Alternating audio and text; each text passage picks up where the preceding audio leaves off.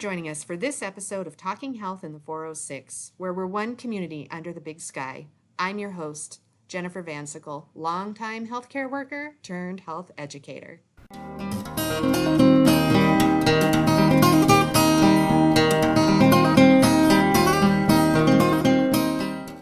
Whether fostering is something you've always considered, or something you've done, or maybe something you have no knowledge of, you're not going to want to miss today's episode with our guest, Brenda Segna from Billings. Brenda's been a repeat foster mom and has even adopted a few kids, including 2 teenagers. She's got a great story to share with her experiences. You're not going to want to miss it. Brenda, so I guess let's start out. So tell me about you. You grew up in Butte? You're a Butte girl? A Butte girl. I grew up in Butte. I love Butte. I stayed there. I went to high school in Bozeman at Mount Ellis Academy. And then I came to Billings to go to college. Okay. And then you're still in Billings. I like Billings. I'm still in Billings. And so then I know you're a foster mom or adoptive mom. Can you tell us about how did you ever get into that world? I had a niece out of Butte who lost custody of her kids. And I started out as kinship care. So I took her kids and I think I had them 6 months. And then I wasn't going to do it anymore. And then you get the call, and it's really hard to say no when you start hearing these backstories and there's such a need for it. So I just kept on doing it. So 3 years ago, I saw a video out of Missoula of 2 kiddos that had been in foster care for, at that time, they had been in 10 years. They were in 11 years when I adopted them. And they just kind of got lost in the system. And they were older, they were teenagers. So the chances of anybody wanting them or adopting them was pretty much nil. Like it just doesn't happen very often. And especially with the mental health issues, like they weren't even in foster care, they were in group homes. So they just were a little bit more high maintenance. And I asked if I sent out a thing and said, hey, I have a license. I have no placements at the moment. And I'd like to have the kids placed with me and try it and see how it goes. And they were for it and against it. Like they didn't want to move the kids all the way from Missoula to Billings if it wasn't going to work. And they wanted them adopted. But at the same time, if we don't try it, how are we going to know?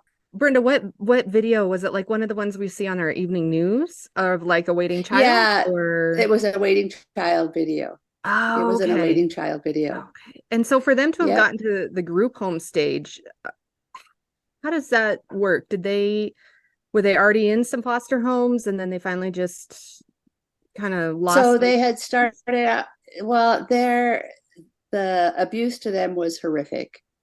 And so they had started out, I think they were 2 and 4, or a little before Autumn was 2 years old. So they were pretty young when they started out. And due to no fault of their own, they were in, I think, 2 or 3 foster homes, and it just kept falling apart. And so then the mental angst on these kids, because nobody wants me. My parents didn't want me. This family didn't want me. That family didn't want me. The families just fell apart. Like for Autumn, her first family, they ended up getting a divorce. And so they ended up losing their foster care license. So it was to no fault of her own. And so it was just, these things just kept happening, just bad situations. And so the only place to put them at the time, there were no foster families. So they started out having to go to group homes. And so are these group homes like with like people with disabilities? You hear about those type of group homes? No, these are they are not disabilities. These are primarily, they're just filled with foster care kids in the system. And there's a lot of them are teenagers, and they end up aging out of them. And so it's just a regular house on the block. You would never know that it was foster kids. The kids go there, they go to school, they go to, and come back. So when I first went to pick up Autumn, there's a big sign on the door that says no going in or out. So the kids can't just go outside in the yard and play. It's like, do not cross this line without an adult. So they weren't allowed to go outside. And then when I walked in, so you walk into a foyer and the kids have to stand there and say, may I cross over to the living room? So then we got to cross over to the living room. We were trying to get to Autumn's bedroom to get her suitcase. And so then we walked through the living room to the kitchen, and she had to stop and may I cross over to the kitchen? And we had to do that like 4 times before we got to her bedroom. And so on the one side, these kids are so well behaved because it's so strict, it's so rigid in the house. On the other side, it's just really heartbreaking. Like when I brought them here, they did the same thing. They walked in my front door and I was trying to show them their bedrooms, and they're like, can I go up the stairs? I'm like, yeah, you just go up the stairs. We don't have to ask here. But it took me about 3 months to get them to quit asking. And the same for food. Like they'd be hungry, but they wouldn't just go to the kitchen and grab a snack. That one took me about 6 months to get them to eat on their own. I'm not talking about meals because I fix the meals, but just to go grab a snack, grab an apple because they're hungry. They wouldn't do it because they thought they were going to get in trouble. And so it's a good thing and a bad thing, because the positive is they're so well behaved that there were no issues. And I'll give you a good example of that. Jet got his driver's license, and so we got it after the school started. And so he goes to the high school here, and they're not allowed to park in any of the businesses' parking lot. Well, there's a shopping mall, and he couldn't get a pass for the parking lot because they only give it one time a year. So I said, well, right across the street, so that strip mall, I said, why don't you just go park there? He couldn't do it because it was breaking a rule. Like this is 3 years later, and I just got him to do it this year. I'm like, it's okay. And I would expect that I would be the one saying, no, you're not supposed to, but I'm the one saying, hey, it's okay, you can park there. But he wouldn't do it. They wouldn't do anything that would break a rule because they didn't want to get in trouble. And so it was, there's breaking a rule and then there's bending a rule, I guess is how I would say it. It's like, we have no place to park, and it's a one day, one time thing. It's okay. But you couldn't convince him of that. Like I said, it's 3 years later. I just got him to do it last week. And it was like, oh, like I said, there's good and they're bad. So when they think that these are terrible kids, and they're not. They're so afraid of breaking a rule that they won't do it. And yep, they do have mental health issues. So neither one of them could walk up my stairs without a light on. They were terrified of the dark. So they both had to have a light on. They couldn't go outside after dark. Terrified of the dark. So those were all things that we had to work on, and just different little things. And then the trust issue with me, like I would say for about the first year and a half, at least once a week, one of them, are you going to take us back? Yeah. When are you going to take us back? And it was like, I'm not taking you back.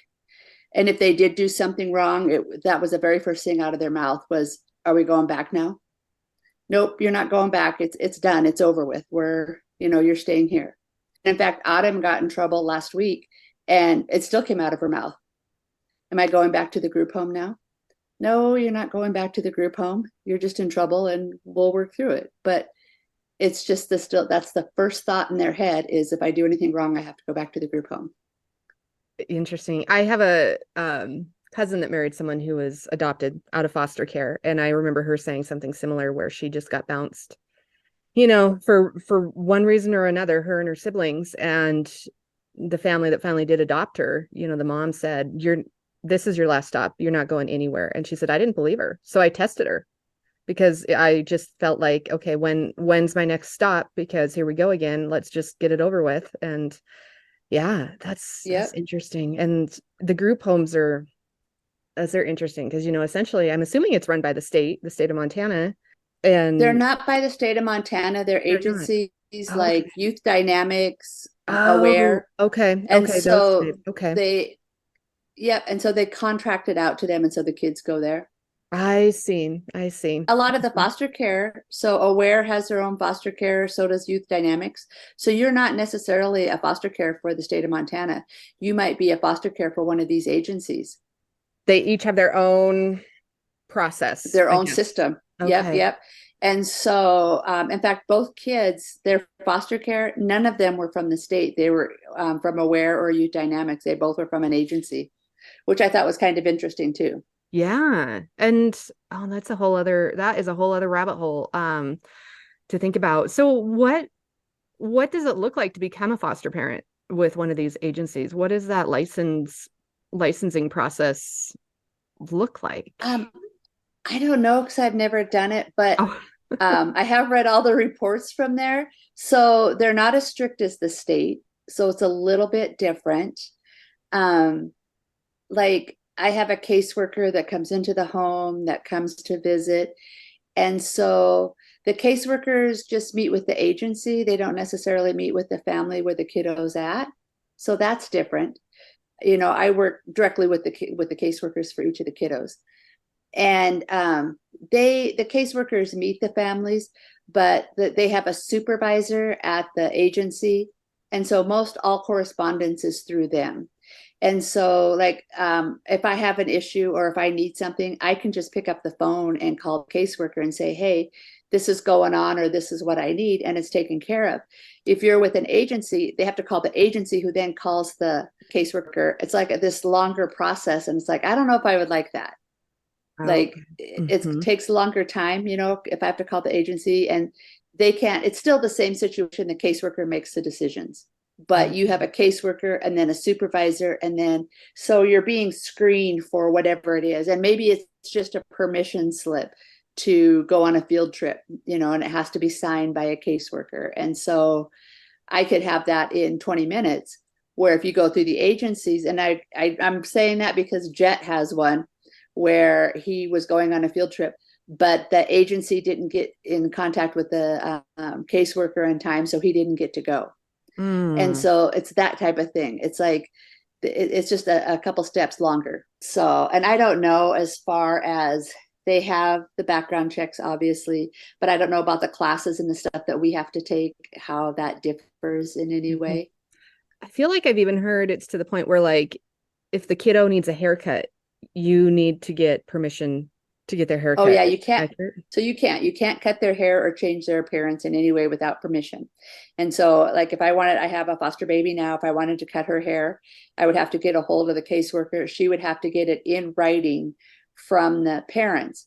And if the parental rights are terminated, it's a judge who has to decide that. Like you can't change their appearance.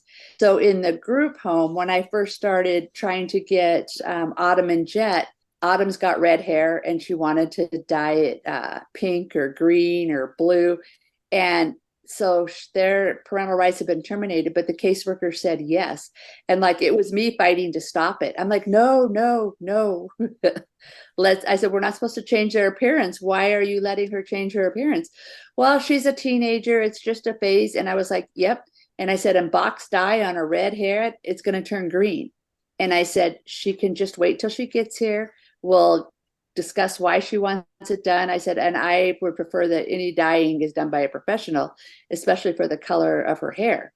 I said, I've been down this road with another redhead. It's just going to turn green and it's going to be a nightmare. So I did get it stopped, and we did highlights. We tested it on highlights. And so she had green streaks in her hair. She's like, oh. And I was like, this is what I was trying to tell you. I said, it's really hard to dye a redhead's hair. And I said, so you have to go to a professional. So it's just stuff like that, to where she was in a group home. So the rules were different. Yeah. And so I guess getting back to Autumn and Jet's story on how they became part of your family. So after you got to move to Billings, you had them for several months and was finally getting them trained that they can walk into a room or they can go to the fridge and get a snack. And at that point, they're still foster kids. They're not. Yep. They were still foster care. Yep. So it's, they have to be in your home 6 months. So it took me 6 months to get them here. I started in February, so I got them here in July. So then from July and December to December was my 6-month training period, or to see if it was going to work, the honeymoon period. So we made it through that. And then it took clear till the next July until I was able to adopt them. So then I had to do another 6 months. I just think it was the process of getting everything done. By the time you get a judge and you get, like, we had to transfer the case. So at the end of the 6 months, then we had to transfer the case to Billings because I was still on board. I was still determined I was going to adopt them. So we got the case out. It was actually out of Butte. So we got the case out of Butte and transferred here to Billings. And then it was going through the process, and it took like about 6 months. Okay. So they were a whole year. Yeah. And can you tell us about what then it looked like with that ceremony with the judge or anything, what the Oh, yeah, steps sure. were? So, yeah, people don't realize that you think adoption and they're going to be so happy and thrilled. But there's also panic in the kids. So Autumn was happy and thrilled. Jet had the panic attack. Like he was like, wait a minute, what's going on here? And so it took me probably another 6 months to calm Jet down. So not every kid is really, which I didn't know. I had no clue that any of this was going to happen. And it's like it's final, and you've never had a final, you've never had, and so it scares them. They don't know how to deal with that. And so it was talking to the therapist, like we had to go so many times and walk him through it. And um, foster care and group homes become their security blanket. And so what happens now if she changes her mind? I can't go back. And that was his exact words. I can't go back. And it's like, but I'm not changing my mind. You're going to be here until you turn 18, go to school, whatever. I said, I'm not changing my mind. But you can. Everybody changes their mind. He's like, you don't understand. Everybody changes their mind. And it's like, no, not everybody. And so I wasn't prepared for that because I had no clue that that happened, that there was that side of it. I just thought they'd be so thrilled to be adopted. It's like, oh, yay, you know. And while Autumn was really happy, she still had the same emotion. She just, it's like, didn't express it. It was more trusting. But then you hear little comments and stuff that she said, and it's like, oh, you're just as insecure as he is. You're just not showing it. Where he was very vocal about it, which really shocked me. Just the look on his face. So we're in there, everybody's happy and joyous, and his face was all the color drained from his face. His hands, he was squeezing his knuckles, they were just completely white. He was just like, wait. And so for him, it took 6 months for that fear to go away. He was terrified. He was terrified that if I changed my mind, he had no place to go now. That foster care the group homes were over. He had no safety net. And how old was he at this time? He was 16. He was 16. Okay. Interesting. Yeah. I guess that would have been one constant in his life, for so long. That's all he's known his whole life. Yeah, that's all he's known. And then it was poof, it's gone. Interesting. And then it was like, wait a minute, what happens? And so he'll be 18 here in December 1st. So now we're on the other, it's like, oh, I'm going to be an adult. I made it. Like he's not even the same kid, but it took a while to get there and to work through all of that anxiety. And like I said, I had never even heard of it before, but then I started Googling it afterwards, and it was like, there are so many kids that should just be in the packet. Like, this isn't a normal adoption. This isn't, they're fearful. They're terrified that there's nothing there, or that if you change your mind. Interesting. And so has he come around? Are you mom now and he knows you're not going anywhere? Just since he came back, I let him go for the summer with his bio mom. So up until that point, I was not mom. And mom to him was somebody that abused him. And so his mom beat him with a hammer. So mom was completely out. So I let him go spend the summer to meet his bio family in South Dakota. And it completely fell apart. It was good and bad. It was good for him to see that, but also good to, I didn't keep you from them. You can come. But ever since he's been back, now I'm mom. Now he's 100% in. Now it's like, oh, this is my family. But he had, again, hung on to that thread of hope that his biological family was going to step up to the plate and take him. And he just ended up butting heads with them. And it didn't work out. So, but he got to see that for himself. And he came back much stronger. And now he calls me mom, and we're all good. Interesting. And so had you all this time then been slightly in touch with the bio family, the biological family, to have this connection to essentially even know who they are? Probably to go see? Well, we didn't know a lot. So I would say maybe it was actually right before the adoption, because we found out they had 2 older siblings. We didn't know that. And so then you get all of their paperwork from the state when you adopt. So I was going through the state's paperwork, and we actually found phone numbers for his grandparents in South Dakota, aunts, uncles. So no, we didn't have that. And then one brother went to live with a bio dad, and the other brother was adopted by a family and moved to Alaska. And he is 2 years older than Jet. So I actually was able to find him on Facebook and reached out to him. He flew here and came to the adoption. Wow. And so they have a really good relationship with him. The oldest one, we haven't been I've connected with him, but he's just not a safe person for them to be around. So they haven't met or talked to him. And then the grandma, the aunts and uncles, we've connected with them. We did via social media. We made a few phone calls.